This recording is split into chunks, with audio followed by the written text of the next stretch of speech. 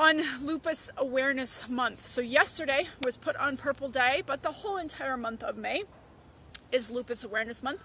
And lupus is a systemic autoimmune disease that can affect any organ in your body. There's about 1.5 million people in America who live with some form of lupus. Most of us are women. Most of us are women of color. And so it is very impactful to millions of people in America. And one of the triggers for lupus flares and increase in lupus symptoms is the sun, UV exposure. If you live in Florida, it's hard to avoid UV exposure. If you're somebody who, like me, who loves the sun, loves to be outside, lives to be in the pool, that's really a problem. So I'm coming to you today with some sun safety tips, because if you live with lupus, you need this, as well as if you're going to spend time in the pool, it's relevant so you stay out of your dermatologist's office. So working top down here, you see this kind of strange triangular tan shape above me. My husband's really good to me, and he put up a sunshade above the pool. So you could potentially do that. They sell these sunshades really inexpensively these days. You just need some poles. If you are a pool owner, some public pools will have some sort of shade cover, so you can work in those areas. Or I have worked with people who only go to the indoor pools to stay out of the sun. So that's an option.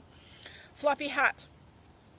I like these ones that are actually made of plastic that look like they are raffia. So it's not one of the woven hats, it just looks like it, because I can throw this in my swim bag after it gets totally wet and it gets all mushed up, and it saves its shape, and I can put it back on, it doesn't look flat. And then you got to have a strap. So not all hats come with straps these days, but you know, you live in a coastal town and there's always a lot of wind. So that's really important. Sunglasses, you want the ones that are polarized because they help you see in the water better. So if you're teaching on the pool deck, you want to be able to see your people's feet in the water, or you know, you're going out on the boat fishing a lot. Polarized really helps. Sunscreen, not promoting any particular brand, but you want the one with the big number because that's the higher SPF, higher sun protection. There's an organization called Environmental Working Group, and they have some safety recommendations around sunscreens and their ingredients, so you can look them up if you have any curiosity about that. Super helpful. And then sun shirts.